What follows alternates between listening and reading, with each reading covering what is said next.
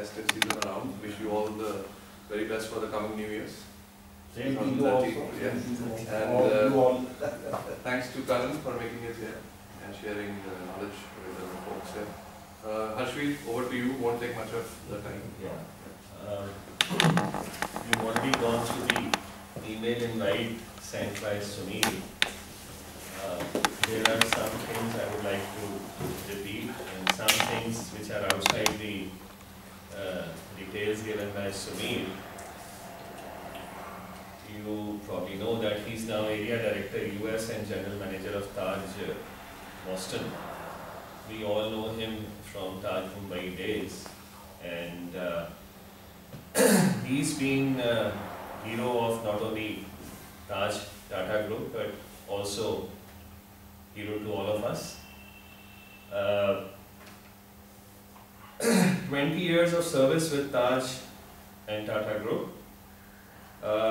He served as General Manager TiE Lens and in Mumbai's Bandra neighborhood, as Director of Sales for the company's luxury hotels in India, as Director of Sales and Marketing for Taj Mahal Palace, single-handedly set up the Lucknow operations and also made Lucknow the destination of tourists.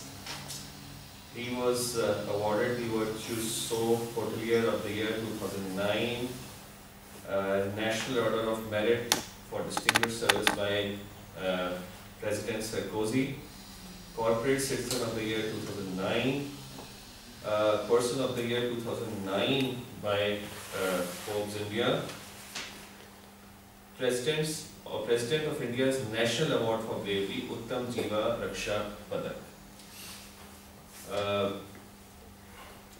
Among different homes he had as son of an army officer, son of a general in the army, Chandigarh figured as one of them, and as a student when he was here in Chandigarh, that's the time he and our, I would say now immediate past President Puneet Valsayan got together, and they have been together ever since. A few years back I had a meeting scheduled with Puneet. It was more of a snacks or a brunch meeting, and Karambir was also here, and we met for the first time in Backpackers Cafe, which probably all of you know now, being Chandigarh guys. Not much was said in that meeting, but I could see that a lot of communication, silent communication was there between Puneet and Karam. And I envied that communication and friendship. I thought, why couldn't I ever have something like that with any of my friends? That was fantastic. So they've been together ever since, and he's been a fighting leader for Taj, going from strength to strength. I know all of you envy me sharing the same space with him, but believe you me, Karam, I think if I say this, it'll echo in the hearts and our mind of everyone here. Welcome home, Paji. Tusi great. Over to Karam or Vinny, as all lovingly call me. Anything. Thank you so much. Now we are all ears to you. We want to hear you speak, share with us anything and everything. Sure, of course. I will take I just am here for a holiday for 10 days, and we were sitting together. He said, "Would you like to speak at the hatch?" And of course, he showed me great work that he's doing, and came and had a look. And I was really, really impressed by the vision that he has for this place. I think, sure, I'd be happy to share any experiences or anything else. I thought we'll keep it informal, keep it more interactive as well. Because I have not come here with any agenda. I don't know what I'm here to talk about. Actually. The format would be like your story in your journey, and then sure. We can have an interaction and Q&A. Of course. We'll do that. So maybe you spoke about me and Puneet going back a long way. We were classmates since class 12 when we first met, and I think that was 1985 that we met. And that's it, we've been close friends ever since. We just spent a year together as classmates, but it's been an enduring friendship ever since. And I'm also fortunate to have two other friends here, similar, which is Sameer and Deepak. We all are classmates actually as well, in different places. With Puneet it was in school, and with Sameer it was an MBA, and similarly with Deepak as well. So I'm fortunate to have a small intimate group of great friends, and I would say it transcends more than that. They're more like family rather than friends. So that's the way it's been. We've been in touch for the last 25, 30 years now. So every time we meet, it's like we just stepped out of college. So that's the feeling that is. I think it happened, when we had a 20-year reunion in Thapar. I was batchmate of Puneet in Thapar actually, and that's how we've been together. So for MCA, this thing, my wife refused to go and accompany all of us to Thapar, and so did all the other spouses. He says, तुम वो mess वाला, वो bathroom में क्या किया था, वो बाहर garden में क्या हुआ था, किस लड़की का किस के साथ था, all that stuff. So I've heard it 10 times. You carry on. Please continue. So let me give you a little introduction again about how I started and to where I am now in front of all of you. I'm army officer's son, so typical army life is that every 2-3 years you move. Being an army officer's son, again, I think you get a role model to see, especially in the Indian Army, and we're fortunate to have more so, I would say, in the earlier days when we had people with a lot of character who went into the army. And I wouldn't like to generalize, but I would say that most of the army kids of our generation, I think they have kind of grown up with a certain sense of discipline which maybe you don't see these days. And that is something that I have noticed. So whatever I'm saying is my personal opinion. It's not. No, I subscribe to that. My father retired as a brigadier from the army. So you see that and you value that. Because what it gives you is, one, it gives you a role model, and your role model is your dad. You see the way they conducted themselves through ups and downs. There were wars that they fought. During 71. Absolutely. And then later on, then you hear those stories about what they did, what happened, where, how.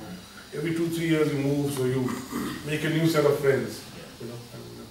So I guess one, it gives you the sense of adaptability, because nothing in life is constant, nothing is stationary, everything keeps moving. And sometimes, when I come across a lot of kids now, and when any opportunity comes and we ask them, will you move a city? A lot of people don't want to do that. Oh, I've always stayed in Bombay, I can't move out. But, so they just don't have the, that is general feeling by and large. A lot of people don't want to get out of their comfort zones, but I think what is important is, and what I gather is all of you are entrepreneurs in your own right. And, we are never in a comfort zone. You can't be. In fact, that's something that I have a great amount of admiration for. People who have actually shaken themselves from their comfort zone and taken that plunge. The Puneet is one of them, and I know Sameer is also one of them, and I guess all of you too. I could say I haven't had the courage to do that. Though you need to have a certain kind of a streak to do that. Maybe I've chosen the easy way out, that is a corporate job which gives you a certain sense of security. But it's also, I think, personal, because I enjoy what I do. The company and the organization that I work for, I think the values of that organization are would say, in sync with the way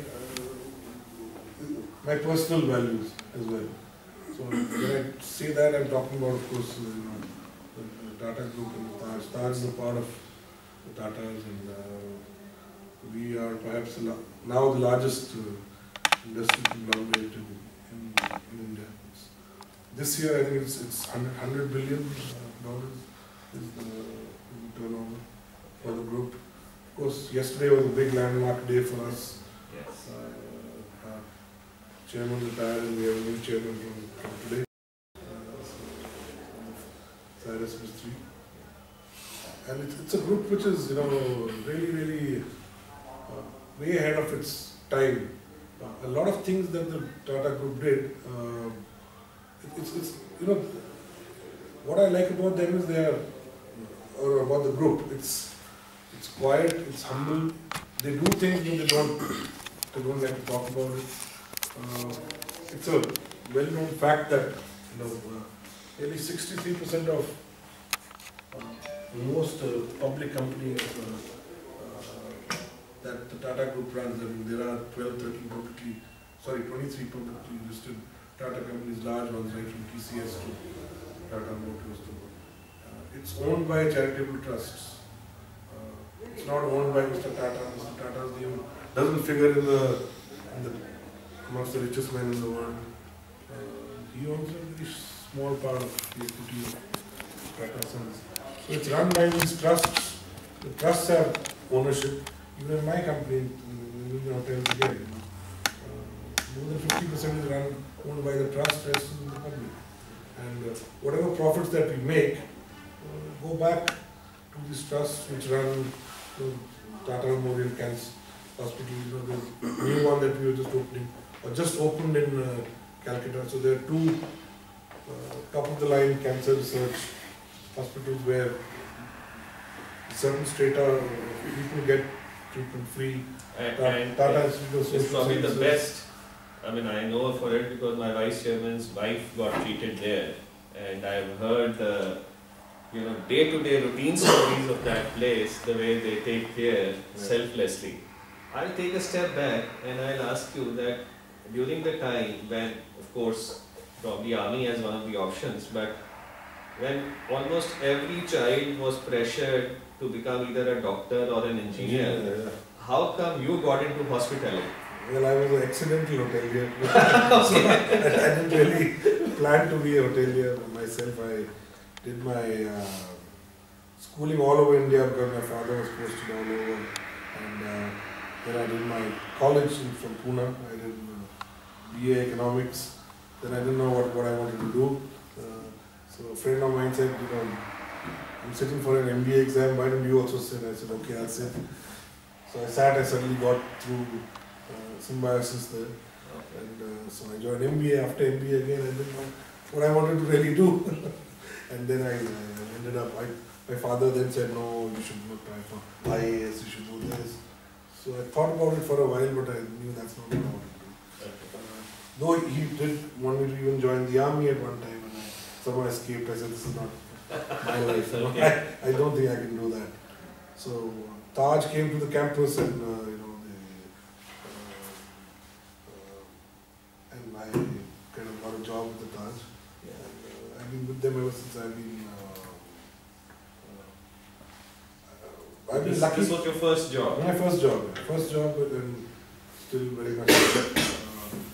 And I think it's been an exciting journey with the company because when I joined, it was around 40 hotels in 1991. Now we are over 150 hotels worldwide. It's grown internationally. We are the largest chain in South Asia, and we now plan to grow big time outside India. Of course, we have presence here in Chandigarh as well. I think we are the first 5-star to open here. Real 5-star. The way you have grown internationally, I don't find that much better than nationally, isn't it? No, actually we have more hotels in India than outside. Okay. Outside we are only in the top end luxury segment, but within India we have 4 brands actually that we run our hotels. top of the line hotels are have the brand name Taj in it. So like Taj Mumbai, Taj Palace, Taj Bengal, Taj Coromandel. Then next is Vivanta by Taj, which is a kind of a 5-star experience. Which is so the brand name is Vivanta by Taj, and earlier they were called Taj Residency. They had a few other names. So we did a whole brand architecture to kind of really realign the portfolio. Then 3.5, 4-star are called Gateway Hotels, and then we have a budget 2-star chain called Ginger. Yeah, in fact, very popular, and I've stayed in one of those. Oh, you have stayed in Ginger. Haridwar, Yes, that was the first one. Even I have also stayed there, but of late I think Ginger has sold the Haridwar property to somebody else. I am not aware, because it's really run as a separate SBO altogether. Though fully owned by Indian Hotels, but I've been now out for a while. Any special assignments or any special challenges that you faced in this long journey? It's always a challenge, and I think I was lucky that I was always given very challenging assignments. One of the reasons why I would say my longevity with the Taj and the Tatas is this reason that every 2 to 3 years, I got an opportunity to do something different, do a different role. I started off as a sales and marketing professional, I had some great visionary bosses, who taught me a lot. And something that I realized from them is that if you really want to be successful in life, you should have role models, but not one. You should have many role models. And that's something that I realized, that you should pick and choose the best qualities from. Because some people excel in a few. All of us are human. All of us have our flaws and highs and lows. But I think if you can kind of pick and choose and in your life, it could be your parents, could be your teachers, could be your bosses, could be your friends. You pick and choose the best out of them, and then they become your role model for that particular trait. That's the way I think. And that's something that I've tried to imbibe in myself, and that's something that I like to share also with everyone. So we were talking about challenges. So, as in various industries, we also go through ups and downs. And for any global event when it happens, be it the Gulf War which happened then, or 9/11 happened in the US, the first industry to get hit is the travel industry. Straight away, within days we see the impact. So we've gone through a lot of those cycles in our industry. One of the things that Taj is known for is also launching and building new destinations. So for example, I don't know if you know, but Goa was put on the tourist map of India by Taj. Before that it was just, no one really knew what Goa is. It was a so-called druggy hippie destination beforehand. But it wasn't really known for a family holiday or an upscale holiday destination. And that is something that, that when we built our hotels there, they were the first hotels there, the Fort Aguada, some of you may have been there. We would go out the tourist map of India, then even Kerala, that is this whole God's own country, the whole campaign. We were the first one to invest in 6 or 7 hotels there, build a circuit, talk about Ayurveda there in a big way. We have a couple of hotels where we have an Ayurvedic center attached right next to them. So Kerala, again, putting it on the map of India. Now we are going into areas like Coorg. We are opening. There's one hotel we just opened in Coorg. So we pick and choose destinations like this and kind of develop them and put them on the map of India. Rajasthan. We look at Rajasthan also, the famous Golden Triangle that people talk about. We are the only hotel company which runs 4 authentic palaces in India. There's no other company in the world which has so many authentic palaces. We have the Rambagh, the Lake Palace, the Umaid Bhavan Palace, and now the Falaknuma which we launched a year back in Hyderabad. And all four are authentic palaces, and three of them actually the royal family stays on premises, so they're part of the hotel. And internationally, especially, people have, some of these hotels have been voted as amongst the top 10 hotels in the world. In fact, Falaknuma was voted the second best hotel in the world by Condé Nast Traveler, which is a very well-known travel publication. We have, even in terms of resorts, we have a beautiful resort in Maldives, which was again voted as #1 2 years back, the #1 resort in the world. So as a company, I think we kind of have been able to achieve that connection where we are competing against the best brands in the world, be it Four Seasons, be it Peninsula, be it Shangri-La, be it on. I think I feel proud that we are able to kind of beat them at their game, and they have a head start over us. Some of these more mature markets.